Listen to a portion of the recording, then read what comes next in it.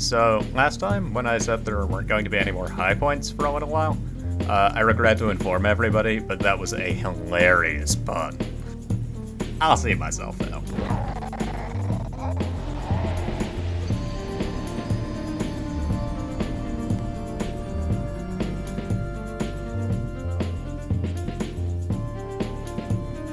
I was meant to fight this guy like 10 hours ago.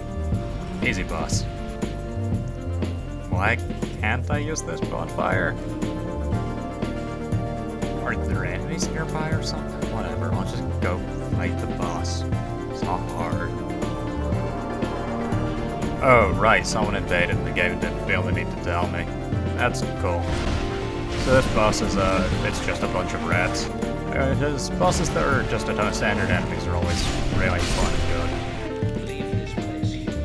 We have no time for mankind. Okay, fine. This place sucks anyway. Oh. Hi. This is a great place for this enemy, yeah. I don't know how I'm supposed to get past this without exploding. Just run? Just run. Okay. So this area is very good. First thing that happens is you get poisoned.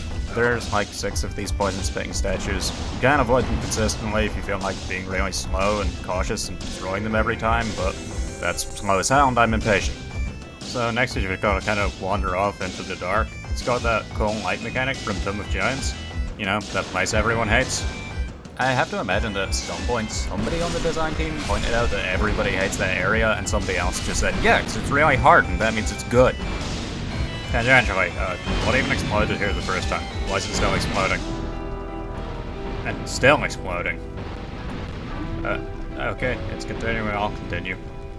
So they also chucked in a bunch of breakable platforms. Some of them just kill you and there's no way to tell what breaks and what doesn't.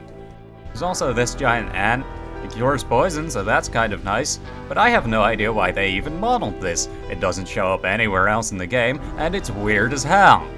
There's also apparently another invasion that the game doesn't feel the need to tell you even happens, but I didn't see them die either, so I guess that's poetry. After that, you can choose between a bunch of different ladders to get down this pit with. Some of them are just traps. If I had even one less point of health, that fall would have killed me instead of these enemies. And then at the end of it all, there's this death run through like 100 of those poison-spitting statues. If you felt like it, you could actually go through this really slowly and cautiously and destroy all the statues. You can block the poison if you feel like never attacking anything ever. And that's also a really slow way to get through a really short area, so actually what you do is just sprint past everything. Hi, centipedes from Isolith, I think. I should point out that doing this my way, you won't 100% get poisoned, and also there is a small risk that these statues can stagger you, even though I'm wearing plate mail, and it's like a water blast to the face. You lose a bit of health, but it doesn't really matter much. Look everybody, it's a giant pile of mashed together corpses. This has never appeared in a Souls game before, and will never appear in a Souls game again. It's really mad, because its action figure's head won't stay on. It's gonna be even more mad in a second when it realizes I'm here. Oh no. So, like I said, you don't need to worry about losing health much. This boss is a total pushover. Here I take more damage from that pool of burning oil than I actually did from the boss at any point. Technically, this could be the first boss that you fight, so I guess it's balanced around that. Anyway, moving on. There's only one place left to go. It's actually not that castle. I don't know exactly where that castle is, actually. It might be Aldia's Keep? I think Aldia's Keep isn't quite that way, though. And I don't remember that statue being there. I mean, this game is kind of forgettable, so how if I know? No, where we're going is this fun ambush. It's a bunch of standard enemies, but it's a really bad room. No. No, Moddev, why? Roddev, help. This is the worst. What?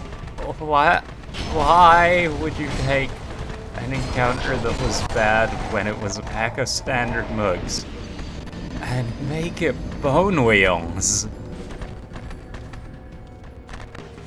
Hey, Roosevelt, when I said help, Thank you you so- could have helped. Oh, Yeah, haven't- skip dialogue, I said dialogue. Wait, run that by me again? I still haven't. Why bone wheels? This is the worst thing you could have put here, even including those fucking exploding guys. Let me through, you fuckers. God damn it. Come on then, you bastards, let's go.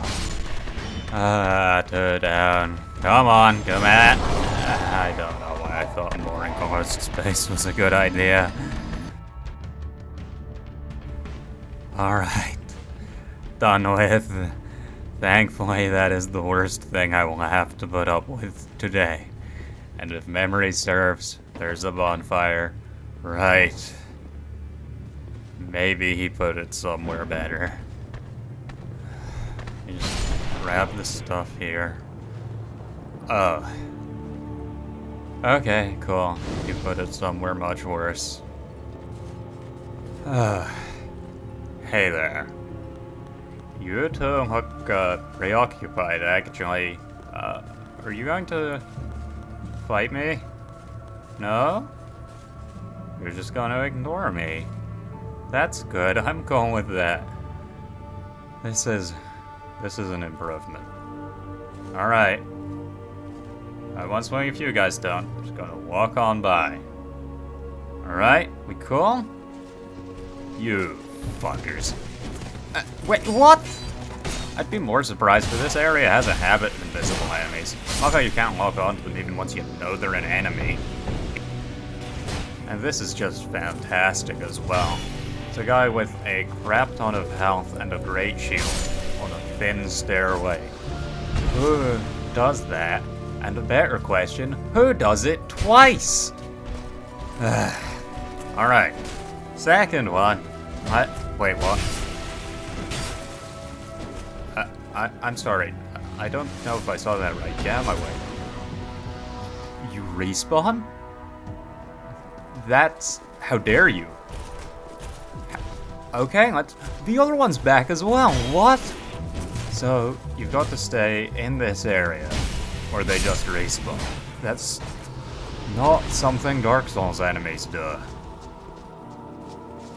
See my ear, Souls. I don't even know why I came here. This isn't useful yet. How am I doing? Not bad. Leave me be. Man, you really don't want to talk to me, huh? For the record, that guy's the coolest guy in this entire game, and he's just a head. As said, this game does feature invisible guys who backstab one-shot you, so... I mean, coolest guy in this game isn't, like, a high bar. Oh. Oh, that's fun. Mod that figured out how to make other enemies invisible. I think that's one of those ogres from the start of the game. Yep, that's fun. I'm just going to pretend that doesn't exist.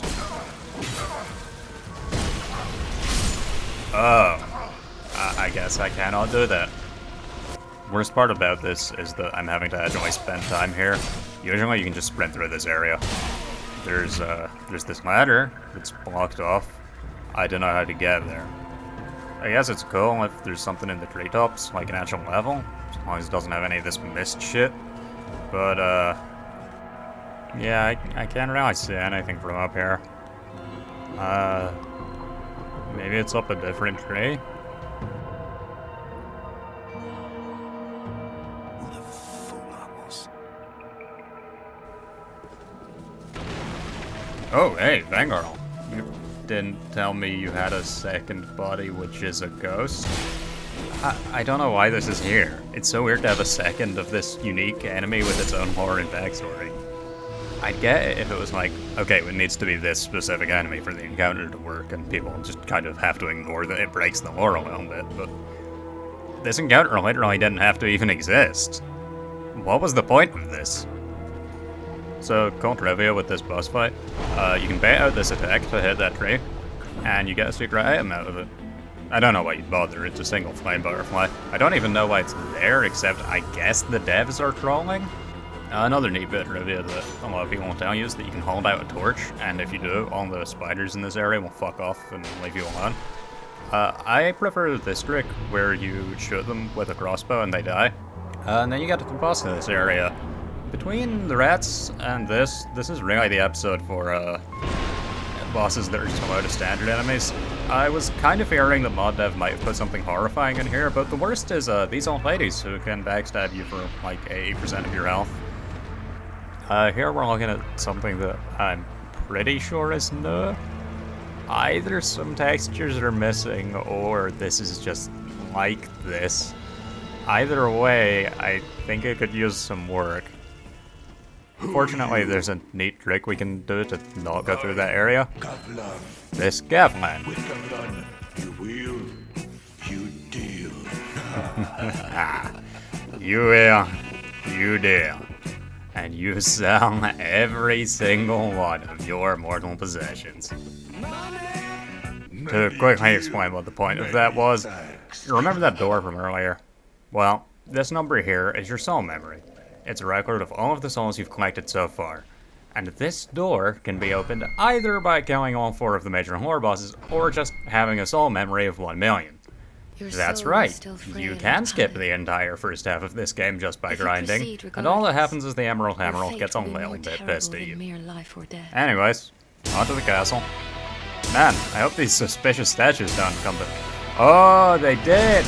I can't believe it. Holy shit. What are these ones, though? I mean, these look so crazy suspicious. There's no way these come to life. Ah! Got me again. Got me. That was actually really tough. Mod dev, you're being really funny right now, but if one of those fucking moves I'm suing. This area is kind of fantastic in that it's like a greatest hits album of everything that's pissed me off so far. Like this room with 6 exits where 5 are just straight up traps. I'm kinda willing to forgive it though, because would you believe this room's actually worse than the original? Then there's the not 1, not 2, but 3 separate guys with giant health bars and ray shields that you fight on thin stairways. The fucking artillery fire that can knock you off said thin stairways only makes me ponder. And while we're at it, let's have a room that just poisons you. This is in the base game, but I think mod dev added the enemy. You know, as an improvement. And it's made worse because it leads up to a boss that's quite hard, so you have to do this a lot. Let's talk about this boss real quick. So, previously, this was resident disappointing duo boss Dragon Rider and another Dragon Rider. Now, this is Ornstein and Valstadt. I think Ornstein was just chosen because he was part of a duo boss in the first game, and I think Valstadt was just chosen because he looks the most like Ornstein's old partner Smo. Because these bosses don't really work together mechanically. They've got this really bad habit of just sitting on top of each other, which means if you want to attack one, you've got to put yourself in range of the other. And there's not really a way to separate them. You may remember in Dark Souls 1, Ornstein was fast and Smo wasn't, and this was good, because it meant once Ornstein attacked you, you actually had a little while where you could just fight Ornstein before Smo showed up.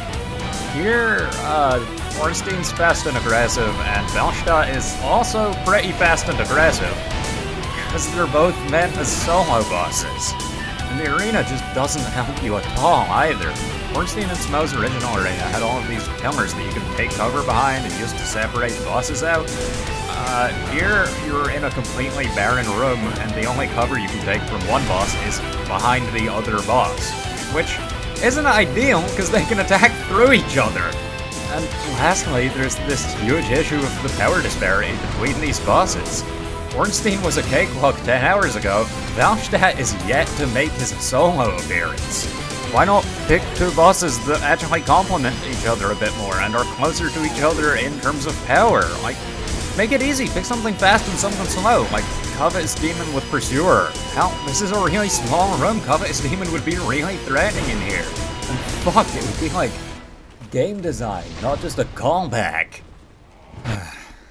So last time, we called it because we'd hit a high point. What I really believe to be a genuine improvement to a very mediocre boss. Now we are calling it because Shrine of Amana is next, and having just played this, I actually hope mod dev hasn't touched it. I am going to stop here though, because I would like to go to sleep with roughly the same number of blood vessels I woke up with.